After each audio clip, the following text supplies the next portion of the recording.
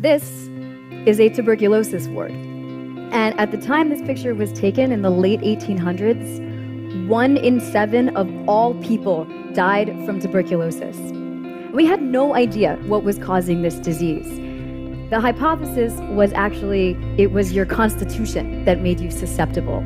And it was a highly romanticized disease. It was also called consumption.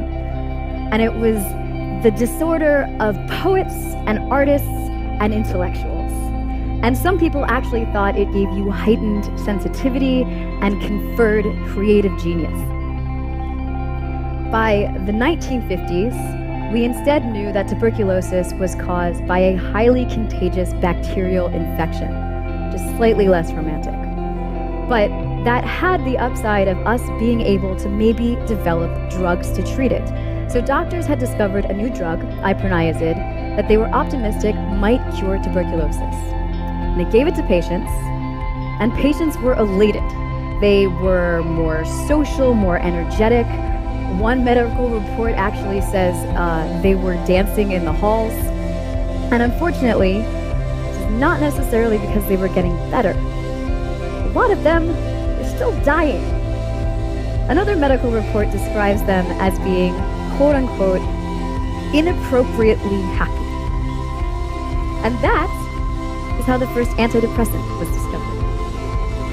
So accidental discovery is not uncommon in science, but it requires more than just a happy accident. You have to be able to recognize it for discovery to occur. And as a neuroscientist, I'm going to talk to you a little bit about my firsthand experience with whatever you want to call the opposite of dumb luck. So let's call it smart luck. But first, a bit more background. Thankfully, since the 1950s, we've developed some other drugs, and we can actually now cure tuberculosis. And at least in the United States, though not necessarily in other countries, we've closed our sanatoriums, and probably most of you are not too worried about TB. But a lot of what was true in the early 1900s about infectious disease, we can say now about psychiatric disorders. We are in the middle of an epidemic of mood disorders like depression and post-traumatic stress disorder, or PTSD. 1 in 4 of all adults in the United States suffers from mental illness, which means that if you haven't experienced personally, or someone in your family hasn't, it's still very likely that someone you know has, though they may not talk about it. Depression has actually now surpassed HIV/AIDS, malaria, diabetes, and war as the leading cause of disability worldwide. And also, like tuberculosis in the 1950s, we don't know what causes it. Once it's developed, it's chronic, lasts a lifetime, and there are no known cures. The second antidepressant we discovered, also by accident in the 1950s, from an antihistamine that was making people manic. Imipramine. And in both the case of the tuberculosis ward and the antihistamine, someone had to be able to recognize that a drug that was designed to do one thing, treat tuberculosis or suppress allergies, could be used to do something very different, treat depression. And this sort of repurposing is actually quite challenging. When doctors first saw this mood-enhancing effect of iproniazid, they didn't really recognize what they saw. They were so used to thinking about it from the framework of being a tuberculosis drug that they actually just listed it as a side effect, an adverse side effect. As you can see here, a lot of these patients in 1954 are experiencing severe euphoria. And they were worried that this might somehow interfere with their recovering from tuberculosis. So they recommended that iproniazid only be used in cases of extreme TB and in patients that were highly emotionally stable, which is, of course, the exact opposite of how we use it as an antidepressant. They were so used to looking at it from the perspective of this one disease, they could not see the larger implications for another disease. And to be fair, it's not entirely their fault. Functional fixedness is this bias that affects all of us. It's a tendency to only be able to think of an object in terms of its traditional use or function. And mental set is another thing, right? That's sort of this preconceived framework with which we approach problems. And that actually makes repurposing pretty hard for all of us, which is I guess why they gave a TV show to the guy who was like really great at repurposing. So the effects in both the case of iproniazid and mipramine, they were so strong, right? There was mania or people dancing in the halls. It's actually not that surprising they were caught. But it does make you wonder what else we've missed. So iproniazid and mipramine, they're more than just a case study in repurposing. They have two other things in common that are really important. One, they have terrible side effects. That includes liver toxicity, weight gain of over 50 pounds, suicidality, and two, they both increase levels of serotonin, which is a chemical signal in the brain, or a neurotransmitter. And those two things together, right, one or the two may not have been that important, but the two together meant that we had to develop safer drugs, and that serotonin seemed like a pretty good place to start.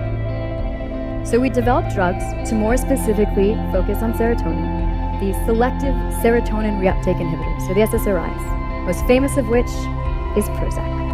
And that was 30 years ago, and since then we've mostly just worked on optimizing those drugs.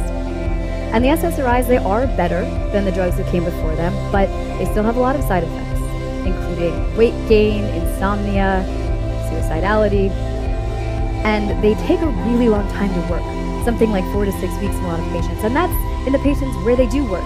There are a lot of patients where these drugs don't work. And that means now, in 2016, we still have no cures for any mood disorders, just drugs that suppress symptoms, which is kind of the difference between taking a painkiller for an infection versus an antibiotic. Painkiller will make you feel better, but is not going to do anything to treat that underlying disease.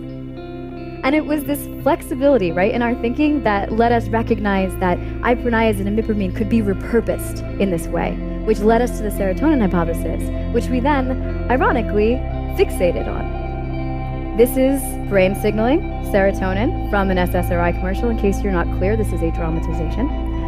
And in science, we try and remove our bias, right, by running double-blinded experiments or being statistically agnostic as to what our results will be. But bias creeps in more insidiously in what we choose to study and how we choose to study it.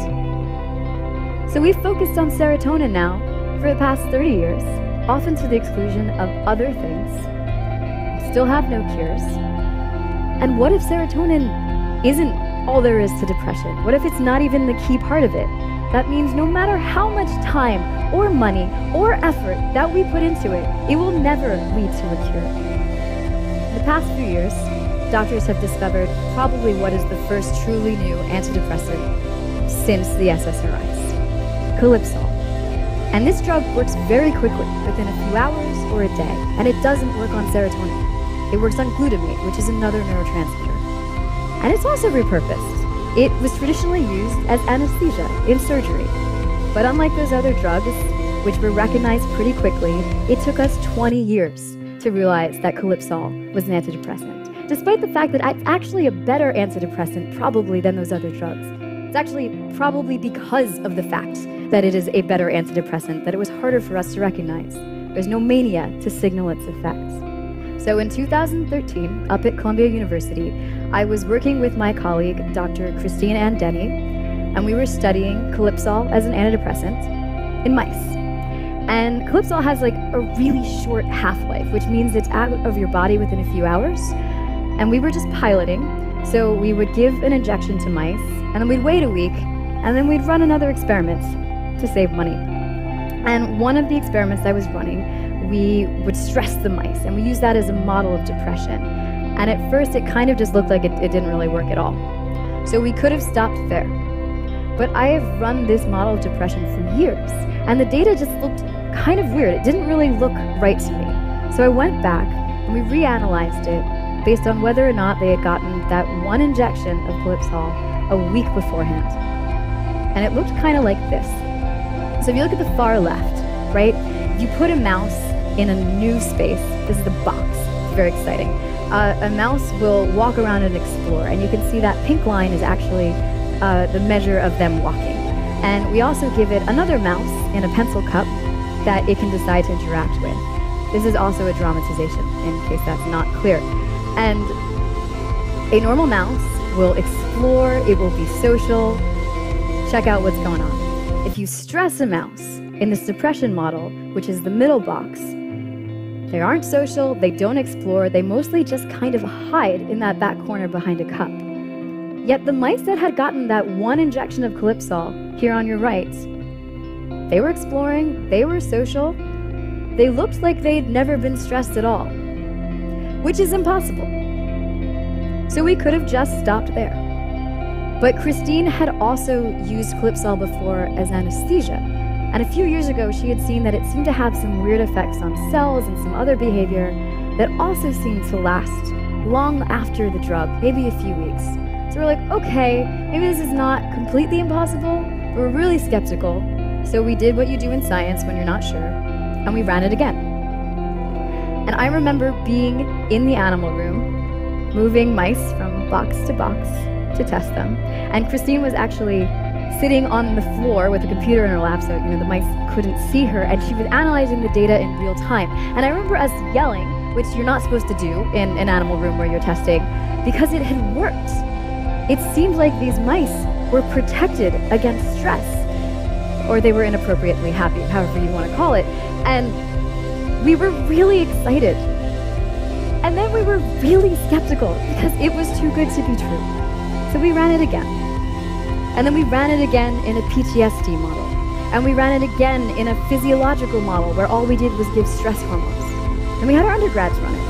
And then we had our collaborators halfway across the world in France run it. And every time someone ran it, they confirmed the same thing. It seemed like this one injection of calypsol was somehow protecting against stress for weeks. And we only published this a year ago, but since then, other labs have also independently confirmed this effect.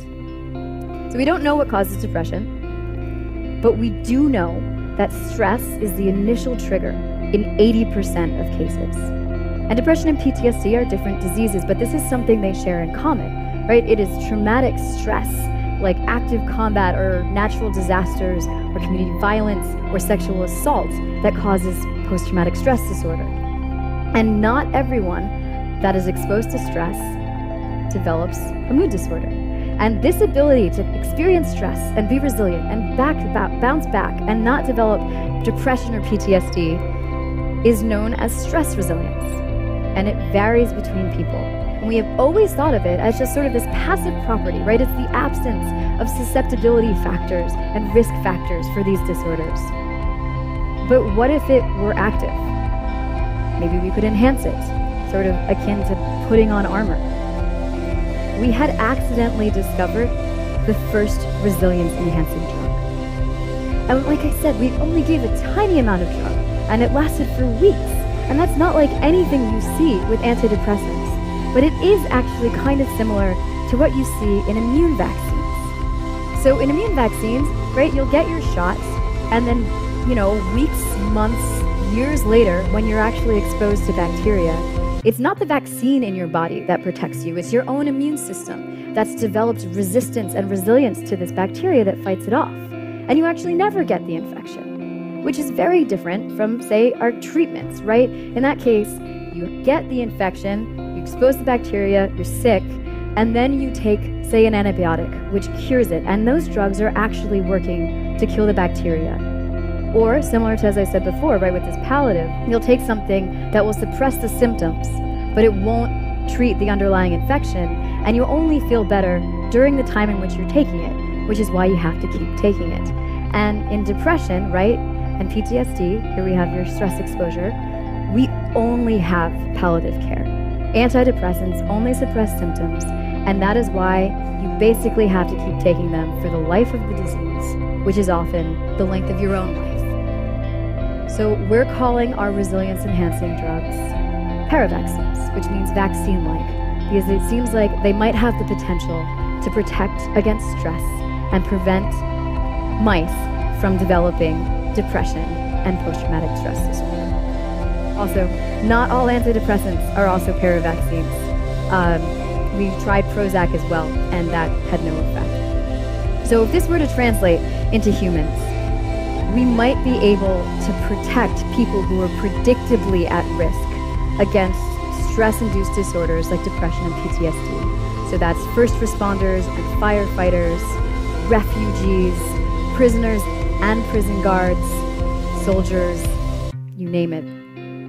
And to give you a sense of the scale of these diseases, in 2010, the global burden of disease was estimated at $2.5 trillion. And since they're chronic, that cost is compounding and is therefore expected to rise up to $6 trillion in just the next 15 years. As I mentioned before, repurposing can be challenging because of our prior biases. Clipsol has another name, ketamine, which also goes by another name, Special K, which is a club drug and drug of abuse. It's still used across the world as an anesthetic. It's used in children, we use it on the battlefield. It's actually the drug of choice in a lot of developing nations because it doesn't affect breathing. It is on the World Health Organization list of most essential medicines. If we had discovered ketamine as a paravaccine first, it'd be pretty easy for us to develop it. But as is, we have to compete with our functional fixedness and mental set that kind of interfere. Fortunately, it's not the only compound we've discovered that has these prophylactic paravaccine qualities. But all of the other drugs we've discovered, or compounds if you will, they're totally new. They have to go through the entire FDA approval process, if they make it, before they can ever be used in humans. And that will be years. So if we wanted something sooner, ketamine is already FDA approved. It's generic, it's available. We could develop it for a fraction of a price and a fraction of the time. But actually, beyond functional fixedness and mental set, there's a real other challenge to repurposing drugs, which is policy. There are no incentives in place once a drug is generic and off patent and no longer exclusive to encourage pharma companies to develop them because they don't make money. And that's not true for just ketamine, that is true for all drugs. Regardless, the idea itself is completely novel in psychiatry to use drugs to prevent mental illness as opposed to just treat it. It is possible that 20, 50, 100 years from now, we will look back now at depression and PTSD the way we look back at tuberculosis sanitariums as a thing of the past. This could be the beginning of the end of the mental health epidemic. But, as a great scientist once said, only a fool is sure of anything. The wise man keeps on guessing. Thank you, guys. Thank you.